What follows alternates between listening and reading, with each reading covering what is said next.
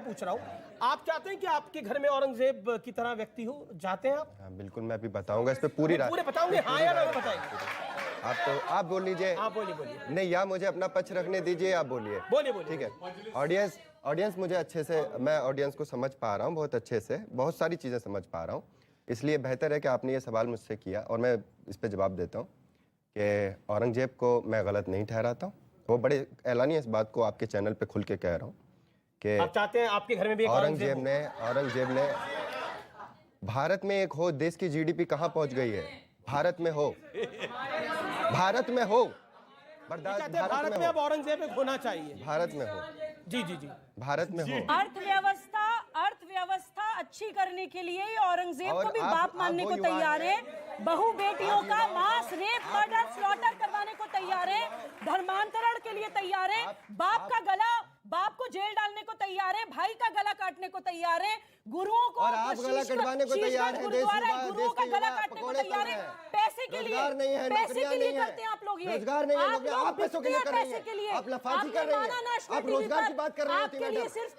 आज इन देश के ये जो भविष्य है, देश का भविष्य है। मैं एक ऑडियंस के सवाल, बड़े सारे सवाल आ रहे हैं। आपने सवाल लिया, आप क्या सवाल? वैसे जीडीपी पे एक फैक्ट बता दूं। जी। औरंगजेब के समय में सबसे ज्यादा जीडीपी में कंट्रीब्यूशन जिस राज्य का था वो जगह थी सूरत, और वो पूरे दौरे हुकूमत औरंगजेब के छत्रपति शिवाजी के कंट्रोल में रहा है।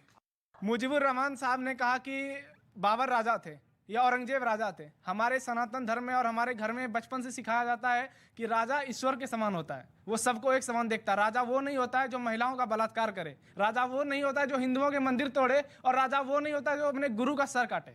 और दूसरी बात, भाटी जी, आपसे पूछा गया था भगवान राम के बारे में, तो मैं बताता हूँ। दशरथ के पिताजी का नाम अज था, उनके पिताजी का नाम रघु था, उनके पिताजी का नाम दिलीप था, उनके पिताजी का नाम भरत था, और उनके पिताजी का नाम शांतनु था, और उनके पिताजी का नाम इक्ष्वाकु था, जिनके नाम पे इक्ष्वाकु वंश है। राजकुमार भाटी जी, ये देश बदल रहा है। हाँ, हमारे भाई, ये देश बदल रहा है। अभी हमारे भाई ने मर्यादा पुरुषोत्तम श्री राम की 7 पीढ़ियां गिनवाई, और इस डिबेट में आज एक नया वो विषय जुड़ा है, अपनी वंशावली गिनवाने का। मैं आपको अपनी 8 पीढ़ी गिनवा देता हूँ। भाई कोई मना कर रहा है? नहीं। अरे आपके प्रभु राम की थोड़ी बात है। गलत बात। आपके में कोई प्रॉब्लम नहीं है। केवल 10 सेकंड आप गिना देंगे, वो सवाल उधर है। केवल 10 सेकंड। इसमें भी कुछ सार है। अरे प्रभु राम की पूछी थी सर। ये देश प्रभु राम के बारे में पढ़ेगा, ये देश आपके और समाजवादी पार्टी के बारे में इतिहास नहीं पढ़ेगा। कह चुका हूँ, 10 मिनट बाद आप समझ जाओगे मैं क्यों गिनवा रहा हूँ। अच्छा ठीक है। आप मेरा एक सेकंड सुनिए।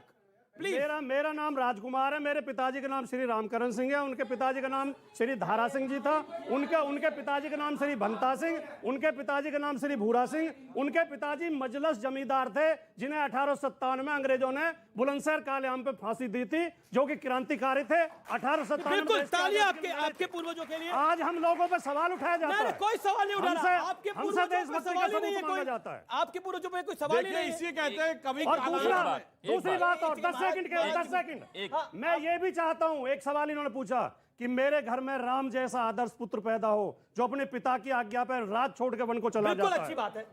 हम ये भी हमारी राम में भी आस्था है।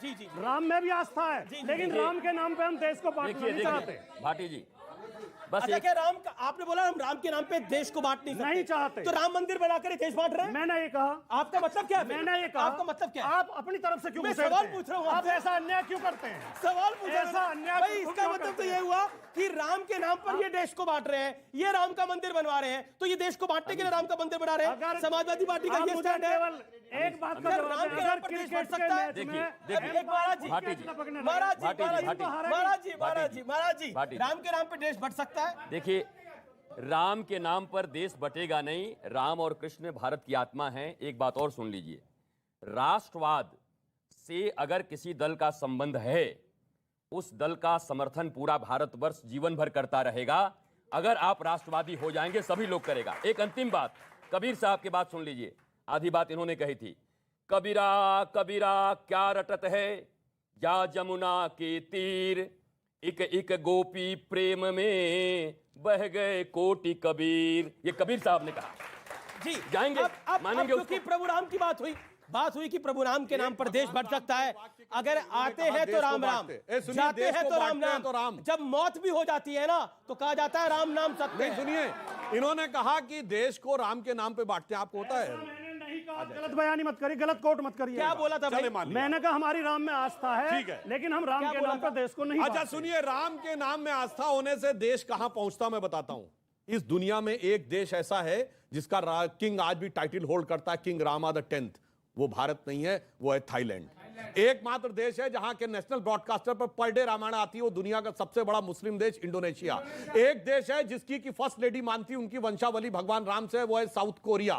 और ये फैराहों की डायनेस्टी जाके पढ़िए, पहले राजा का नाम है रामजे डायनेस्टी। राम कहां से आया? और बताइए, गाजा के वेस्ट बैंक पे शहर है जिसका नाम है राम अल्लाह। अल्लाह समझ में आता, राम कहां से आया? और पूरे वेस्टर्न यूरोप में जाके हरे रामा हरे कृष्णा मूवमेंट चला था। अरे राम कहां कहां तक जोड़ते हैं, दिल के अंदर की गहराइयों से लेकर दुनिया के कोने कोने तक जोड़ते हैं। सुबोई खान, ये डिबेट को ब्रॉडर हुआ है कि राम के नाम पर बीजेपी देश को तोड़ रही है। जी अमीश, जिन लोगों को लगता है कि ज्ञानवापी का मसला या जो भी भारतीय संस्कृति से जुड़े हुए, इतिहास से सिर्फ जुड़े ज्ञानवापी हुए नहीं, सवाल है। पृथ्वीराज चौहान पे फिल्म बनाना देश को तोड़ना हो रहा है। Exactly. राम के नाम पर देश को तोड़ना हो रहा है, ज्ञानवापी के नाम पर देश को तोड़ना हो रहा है। देश अगर जुड़ता है तो वो महंगाई के नाम पर जुड़ता है, देश अगर जुड़ता है तो वो बेरोजगारी के नाम पर जुड़ता है। और वो बेरोजगारी, वो महंगाई जो 50 साल पहले भी थी, जब पिक्चर आई थी रोटी कपड़ा और मकान, जब पिक्चर आई थी रोटी कपड़ा और मकान, जब पिक्चर आई थी मेरे अपने बेरोजगारी के ऊपर। सुनिए, लाइन क्या थी? पाउडर वाले दूध की मलाई मार गई, राशन वाली लाइन की लंबाई मार गई, और बाकी जो बचा था वो महंगाई मार गई। महंगाई 50 साल पहले भी वही थी, आज भी वही है। Inflation was 25%। मैं और सिंपल कर देती जी हूँ। जी जी, मैं और मुझे तो सिंपल समझ कर नहीं देती आता, आजकल पॉलिटिकल पार्टी के नेता, कई बार मैं ट्वीट करता हूं तो बोलते हैं अमीश जी महंगाई पे डिबेट करिए।